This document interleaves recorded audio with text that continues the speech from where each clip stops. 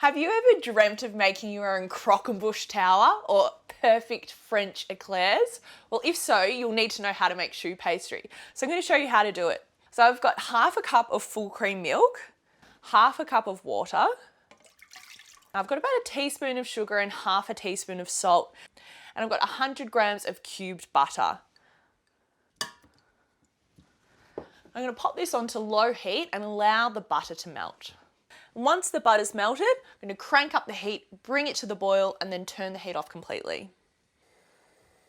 So the milk's come to the boil. I'm going to sift in 150 grams of plain flour into the milk mixture. Now this is the stage where you can really make or break your choux pastry. We don't want to overwork the mixture at this stage. You just want to gently fold in the flour and milk together until the mixture comes away from the pan. Okay, so that's looking good.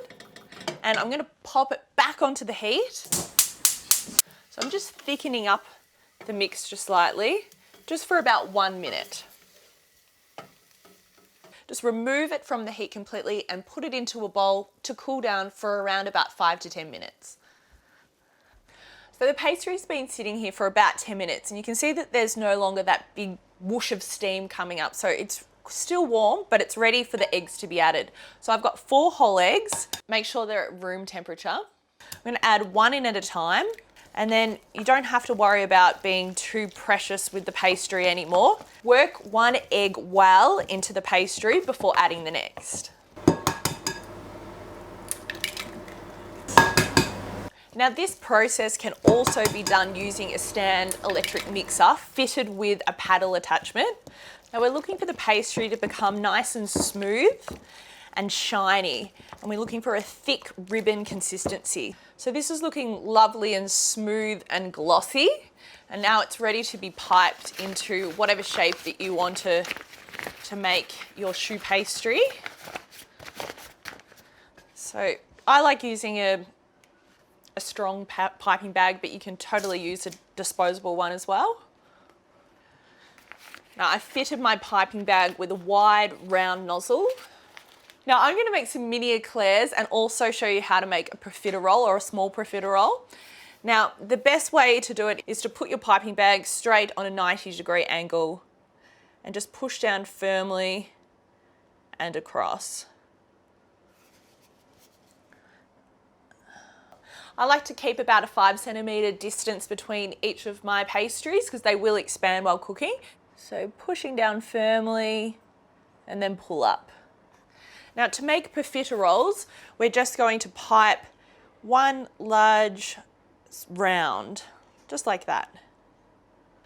I've got 1 egg here, which I'm going to lightly beat and use this as an egg wash.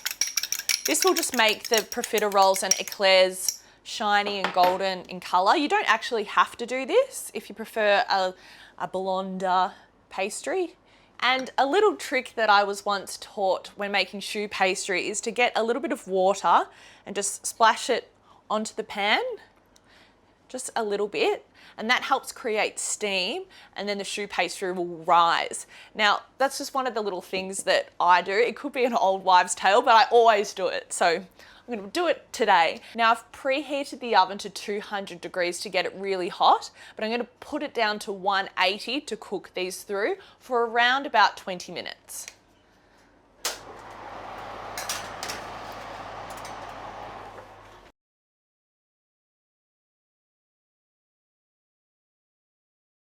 So these look just gorgeous. They're nice and puffed up, exactly what you want in a profiterole or an eclair.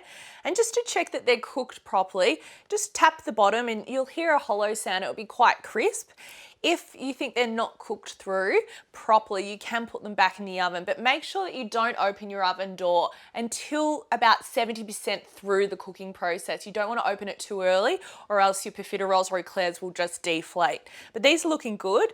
These have cooled down now and they're ready to be filled with your choice of filling. I've made some creme patissiere, which is a thick custard. Now, some of these will have natural little holes that you can just put your piping bag and fill them. But if not, just use a sharp knife and just make a small incision. The same with the eclairs. Now, just fill up your piping bag with your choice of filling and then fit it with a small nozzle so that you can easily insert it into the profiterole or eclair, and then just push, and you'll feel that it's filled with custard. And just repeat that with all the profiteroles. Once these have all been filled, you want to finish them off with a glaze. So I've just made a chocolate ganache, but you could also just use a basic icing sugar glaze. And I find it easy just to dip in each eclair or profiterole and set them aside. Learning how to make choux pastry really is a fundamental skill for any budding dessert king or queen, because these little cream puffs are perfect for an afternoon tea.